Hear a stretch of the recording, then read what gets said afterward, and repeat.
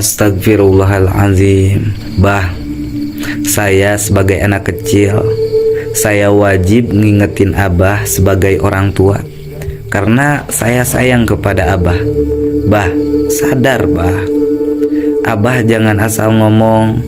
Abah itu bisa menyesatkan orang lain bah. Abah mesti ingat kepada sabda Nabi. Kata Nabi, a'zamul khotoya, kesalahan yang paling besar al-lisanul kadzub, yaitu punya lidah bicaranya penuh dengan kebohongan bah. Abah sudah berbohong mengatakan habaib bukan zuriat Nabi bah. Bismillahirrahmanirrahim. Ila hadratin Nabil Mustafa Rasulillahi Muhammad sallallahu alaihi wasallam wa ala alihi wa azwajihi wa dzurriyyatihi wa ahli baitihil kiram syai'ul lillahi lahumul fatihah. Bismillahirrahmanirrahim. Alhamdulillahi rabbil alamin, ar-rahmanir rahim, maliki yaumiddin, iyyaka na'budu wa iyyaka nasta'in, ihdinas siratal mustaqim, siratal ladzina an'amta 'alaihim ghairil maghdubi 'alaihim waladdallin.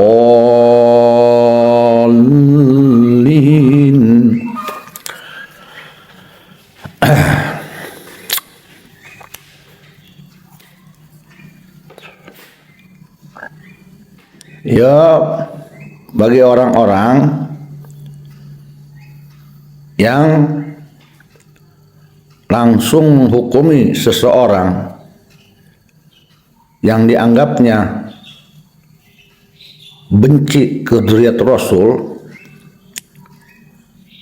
dengan serta-merta membaca hadis dan dalil langsung murtad, kafir, mati tidak mendapatkan surga, jangankan mendapatkan surga, mencium baunya surga pun tidak akan dapat. Kalau menurut saya itu terlalu gegabah menghukumi orang, dan selalu aja itu dalil dan hadis dipakai untuk menghukumi orang tanpa dulu tabayun, tanpa dulu ditanya, dipelajari dulu orang yang akan dihukuminya. Menurut saya itu terlalu serampangan. Dalil dan hadis dipakai untuk menyerang orang lain yang menurut beliau langsung orang itu dianggap salah.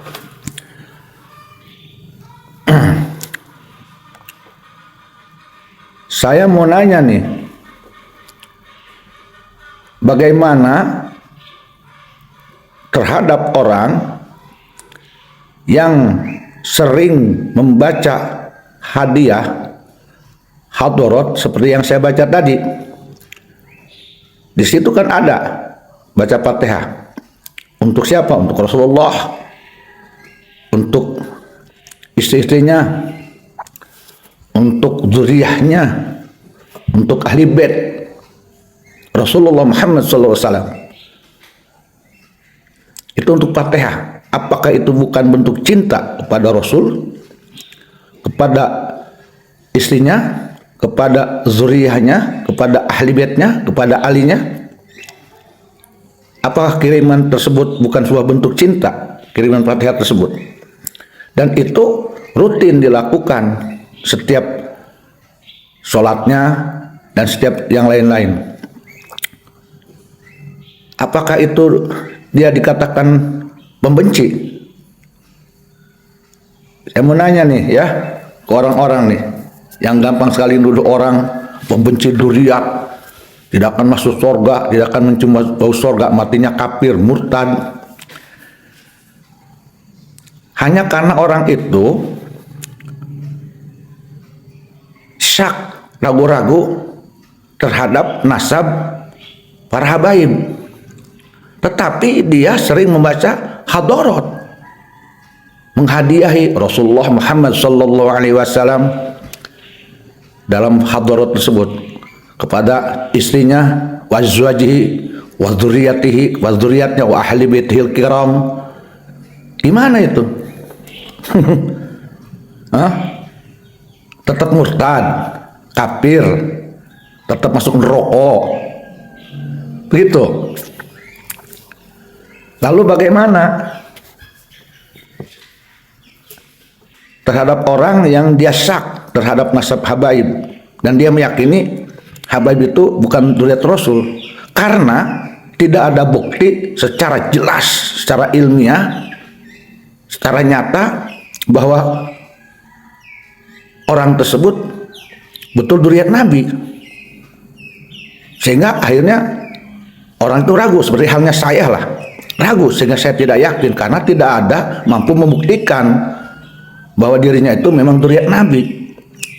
Tidak ada bentuk yang nyata, yang validitas yang membuat saya yakin.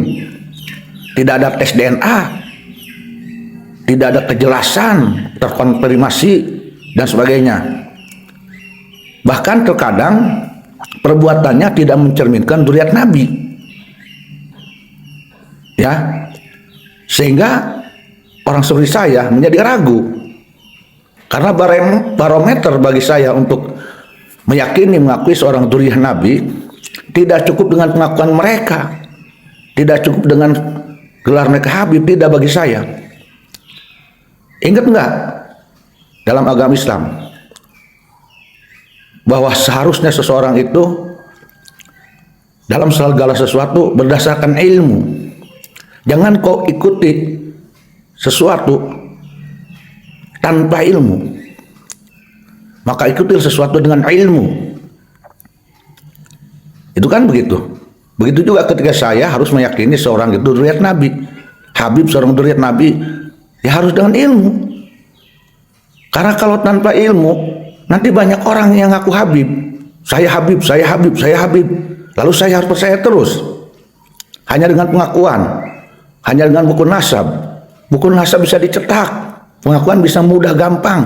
Saya pun bisa gampang ngaku Habib loh, gampang. Bisa aja saya ini dandan pakai udeng, pakai imamah, pakai jubah, dan saya ngaku ana Habib, bisa aja lah. Oleh karena itu saya akan meyakini seseorang itu dzurriyyat Rasul tidak dengan tampangnya, tidak dengan gelarnya, dengan pembuktian, dengan validitasnya, kesohihan nasabnya, apalagi dengan akhlaknya, gitu loh. Makanya tolong dijawab ketika umpamanya saya ini sering memberikan hadiah seperti tadi hadarat pada Rasulullah Muhammad SAW kepada istrinya, azwajihi, kepada dzurriyyahnya, wa dzurriyyatihi, kepada ahli bait Rasul, wa ahli baitil kiram. Saya pikir dengan Fatihah, bahkan dengan jemaah saya, dengan murid saya, ya, terkadang tiap hari, tiap waktu ada kesempatan. Apakah saya ini disebut pembenci Rasul, pembenci dzurriyyat Rasul, pembenci ahli bait? Apakah itu Fatihah bukan sebuah bentuk penghormatan, memuliakan, bahkan sebuah doa yang sangat dahsyat itu Fatihah? Coba saya mau nanya nih. Lanjut terus itu Fatihah yang saya kira gagal, gugur hanya karena saya tidak meyakini Habib yang sekarang ini dzurriyyah Rasul. Gugur, tidak ada apa-apanya, tidak dilihat oleh Allah.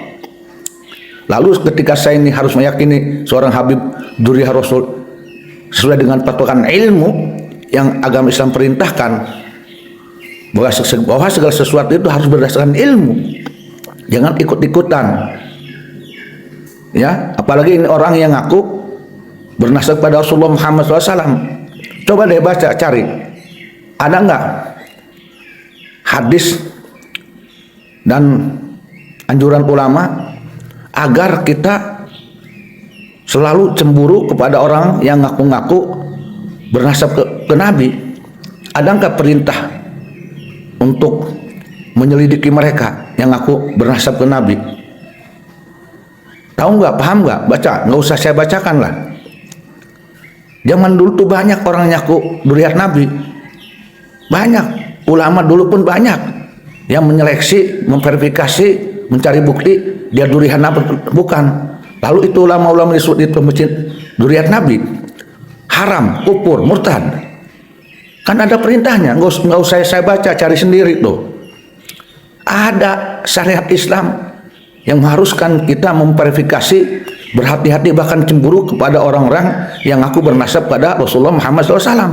Justru orang yang ngaku-ngaku yang bernasab pada Rasulullah itu harus hati-hati, karena bernasab ke Rasul itu resikonya tinggi. Bahkan mereka bisa menyesatkan umat. Nabi Muhammad bisa dijual loh, hati-hati. Ya, jangan sembarangan hukum orang. Sorry. Ya, bukan saya tidak tahu tuh hukum membenci durian Rasul. Tahu. Maaf.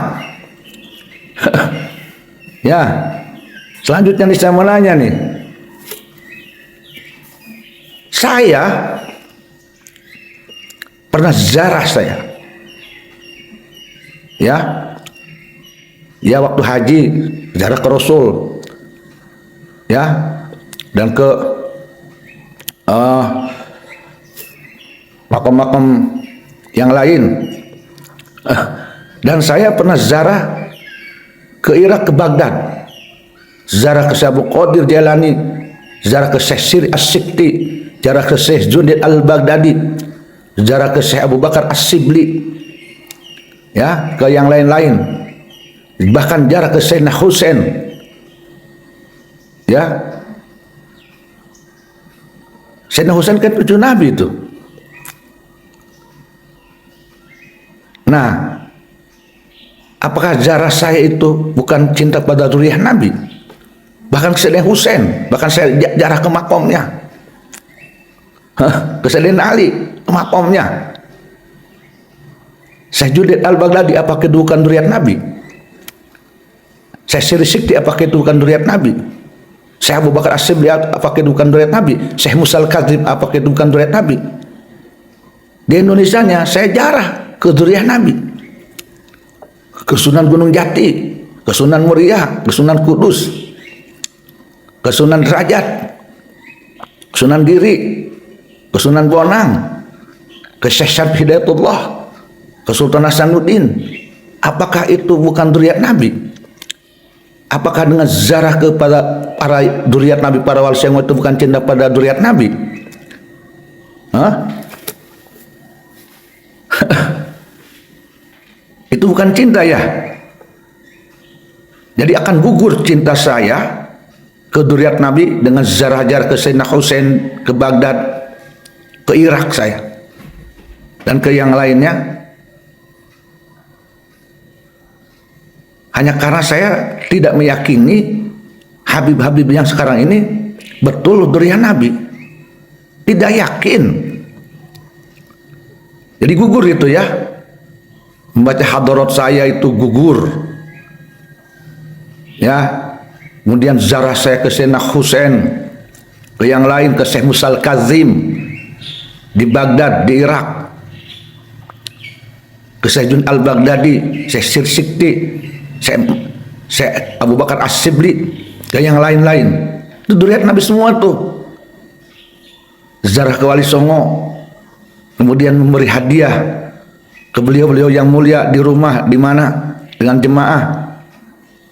Wali Songo kan zuriat Nabi. Saya sering ziarah. Lalu itu semua gugur. Tetap saya menjadi kafir, menjadi murtad, menjadi tidak akan mencium baunya surga, hanya karena saya belum yakin kepada Habib yang zaman sekarang atas keduriannya. Kenapa? Karena mereka para Habib yang sekarang menurut saya belum mampu membuktikan dirinya sebagai zuriat Nabi secara keilmuan. Tidak tes DNA, tidak bisa menunjukkan secara ilmiah. Lah, jadi jangan sembarang menghukumi, ya. Jangan sembarangan menghukumi orang. Sekali lagi saya katakan, saya tahu bagaimana orang yang mencintai zuriat Nabi itu tahu betul. Kalau saya ini membenci zuriat Nabi, tidak mengakui zuriat Nabi, yang jelas memang dzurriyyat Nabi, lalu saya benci, saya tidak percaya. Oke, contoh ke Sayyidina Husain, jelas dzurriyyat Nabi. Sayyidina Hasan, jelas dzurriyyat Nabi. Syekh Al-Baghdadi, Syekh Abdul Qadir Jalani, ya banyak lagi Syekh Torekot tuh yang saya sering hadiahi, itu dzurriyyat Nabi semua. Ya, itu dzurriyyat Nabi semua. Nah, kalau saya tidak percaya ke mereka, menafikan, baru saya kena ke Wali Songo. Kalau saya mengatakan Wali Songo itu bukan dzurriyyat Nabi, baru saya katakan menolak dzurriyyat Nabi. Karena apa? Karena tadi Sayyidina Hasan, Sayyidina Husain, ya, Sayyidina Ali, Ahli Bait, Siti Fatimah, Syekh Junaid Al-Baghdadi, Syekh Sri Asyikti, Syekh Musa Al-Kadim, Syekh Abu Bakar As-Sibli, dan yang lain, Syekh Torekat, Wali Songo, itu jelas dzurriyyat Nabi. Lalu saya benci banyak, saya tidak mengakui, baru saya akan terkena oleh hukuman. Karena mereka jelas itu, jelas dzurriyyat Nabi-nya jelas itu, tidak ragu. Sementara, maaf nih, saya katakan, ke Habib yang sekarang, jujur aja, saya ragu, saya tidak yakin. Maka saya katakan, saya tidak meyakini mereka dzurriyyat Nabi. Karena ada keraguan. Ingat tidak kata Rasulullah, da ma yuribuk ila ma la yuribuk. Tinggalkan oleh engkau terhadap sesuatu yang meragukanmu kepada yang tidak ragu. Gitu loh. Paham nggak? Jangan sembarangan menghukumi orang. Kecuali saya tidak tahu tuh hadis-hadis yang mengancam orang yang tidak percaya ke dzurriyyat Nabi atau menafikan dzurriyyat Nabi. Kecuali saya tahu kok belajar. Jadi bagi mereka-mereka yang merasa saya ingin mengakui, meyakini habaib itu dzurriyyat Nabi, ya, tolong yakinkan kepada saya secara validitas, otentik, sahih. Yakinkan kepada saya. Ya, pertama tes DNA mereka. Kenapa? Karena kan mereka yang mengatakan, membuktikan bahwa seseorang dzurriyyat Nabi atau tidak harus tes DNA. Itu kan Rizik yang bicaranya di video. Buktikan dengan tes DNA. Yang kemudian buktikan bahwa Ubaidillah itu anak Said Ahmad Muhajir, Alawi itu cucu Said Ahmad Muhajir. Buktikan secara ilmiah, otentik, validitas. Buktikan kepada saya agar saya tidak ragu, agar saya yakin. Jika setelah tes DNA membuktikan jelas Alawi Ubaidillah itu memang anak Said Ahmad Muhajir bin Isa Ar-Rumi, maka pasti saya akan yakin. Ya, coba kamu nih, ya, yang menghukumi saya ini kafir, murtad, coba datang ke pondok saya, buktikan. Kalau orang tidak yakin, ya, kalau kamu ingin meluruskan saya, datang ke sini, yakinkan kepada saya. Satu, tes DNA-nya, buktikan. Kemudian buktikan kepada saya kesohihan nasabnya, yakni Alawi Ubaidillah itu memang keturunan Said Ahmad Muhajir. Begitu, baru saya akan yakin. Ya, jangan langsung baca hadis, baca anu. Saya sudah tahu, insya Allah sudah tahu. Saya bukan baru hidup, bukan. Ngalami, saya duduk di Pondok Rombeng.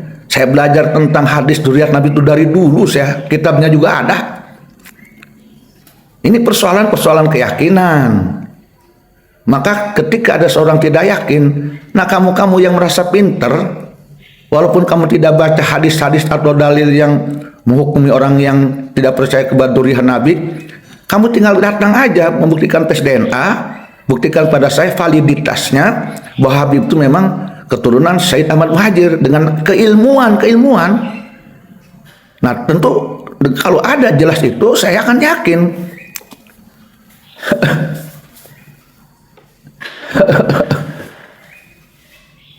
Baca hadis, baca dalil tentang hukum terhadap orang yang tidak percaya dzurriyyat Nabi, atau saya juga bisa tuh, anak saya juga bisa.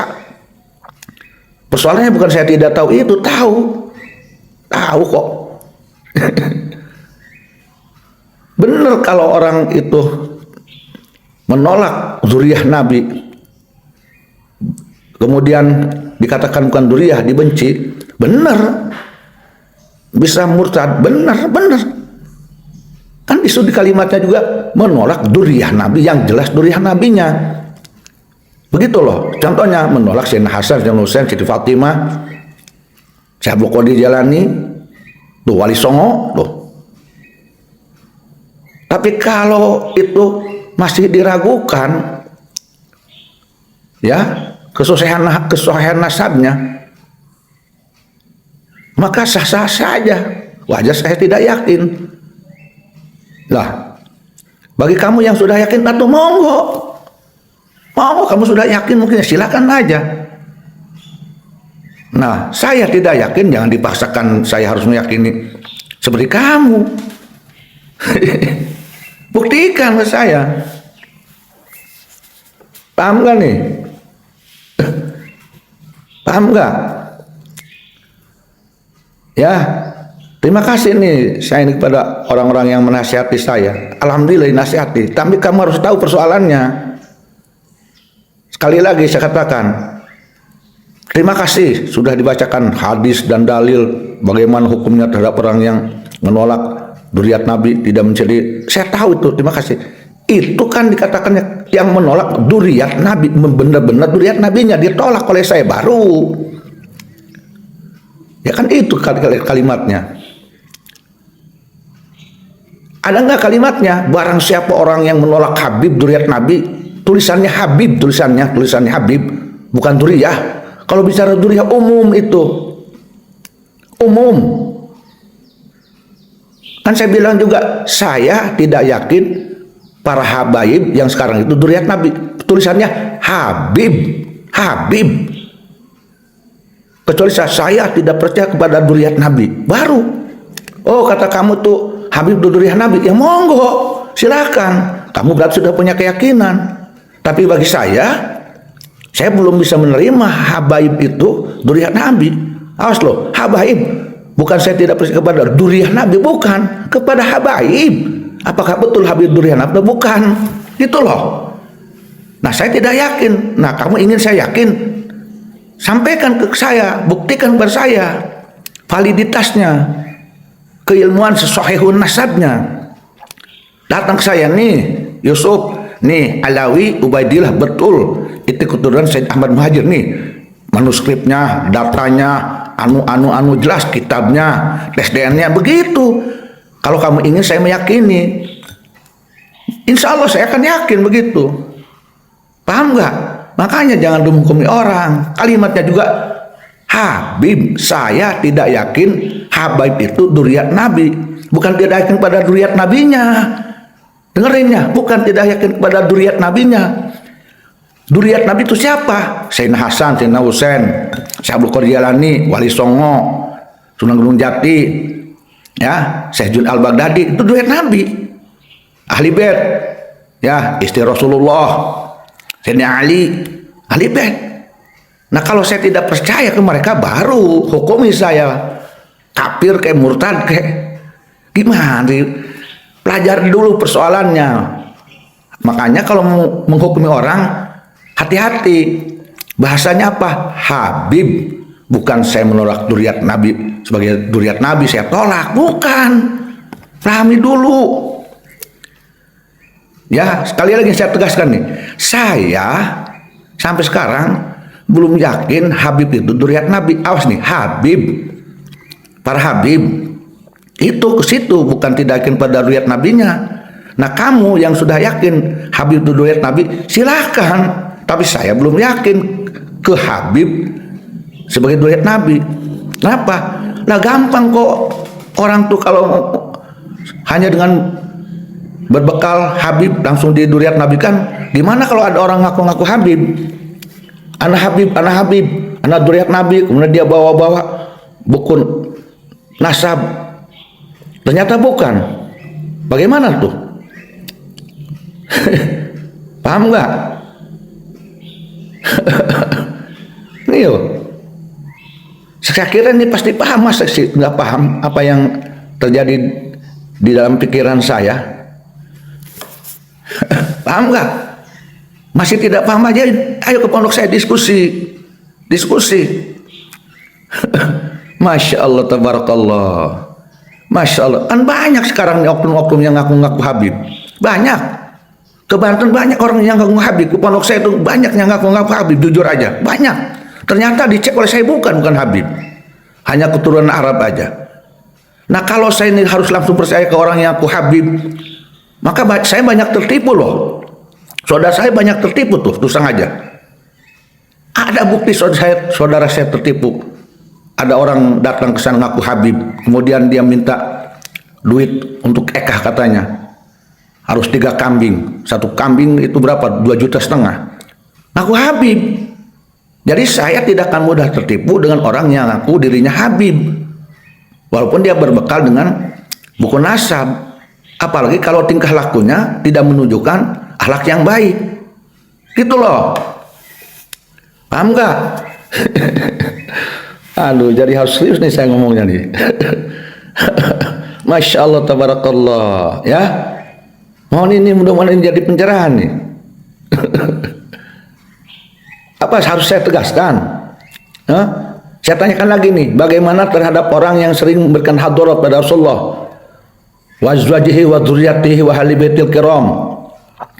Bagaimana pada orang-orang yang berziarah ke Sayyidina Husain di Baghdad, ke Sayyidina Ali, ke Sayyidun al-Baghdadi, Syed As-Sikti, Syed Abdul Qadir Jalani, ke Wali Songo, ke Sunan Gunung Jati, Sunan Saduin. Itu mereka duriah Nabi tuh, mereka cinta tuh, ziarah bahkan.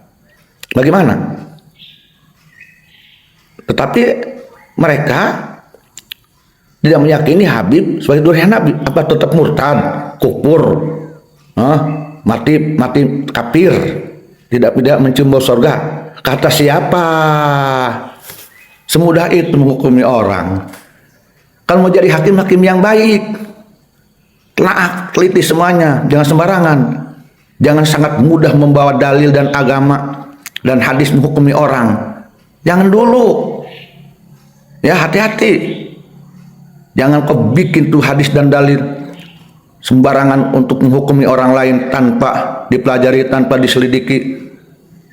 Sembarangan aja. Hati-hati. Saya bukan tidak tahu dalil dan hadis, tahu saya. Tapi saya lihat, saya jarang tuh memakai hukum, memakai dalil hadis dan ayat. Saya jarang. Kenapa? Saya takut salah menghukumi orang memakai ayat Al-Quran, hadis, ijma, dalil kitab. Saya takut ternyata mereka di luar pengetahuan saya salah. Saya menghukuminya. Ada sesuatu yang saya tidak tahu. Saya kadung menggunakan Al-Quran, hadis, dan sebagainya, dalil dan kitab. Ternyata ada hal yang di luar pengetahuan saya, ternyata saya salah. Lalu bagaimana pertanggungjawaban saya ke Al-Quran, ke hadis, ke dalil, ke kitab yang saya pakai menghukumi orang tapi salah? Bagaimana tanggung jawab saya? Apa di akhirat nanti tidak berbahaya? Makanya saya jarang menghukumi orang pakai ayat, dalil, hadis, kitab. Jarang. Saya punya tuh kitab banyak di sini kitab. Tapi saya tidak pernah melakukan menghukumi orang mentang-mentang saya tahu ayat, tahu hadis, tahu dalil, tahu kitab, jegar hukuman jelema. Waro, yang waro itu yang mana? Waro itu berhati-hati menghukumi orang, apalagi menghukumi orang dengan menggunakan Al-Quran, hadis, dalil, kitab ulama. Hati-hati, itu waro. Ya, ngomong waro, menghukumi orang dengan hadis, sembarangan orang. Waro kata kamu belum tentu waro kata Allah Subhanahu Wa Taala. Salah kata kamu belum tentu salah kata Allah. Kafir menurut kamu belum tentu kafir menurut Allah. Murtad menurut kamu belum tentu murtad menurut Allah.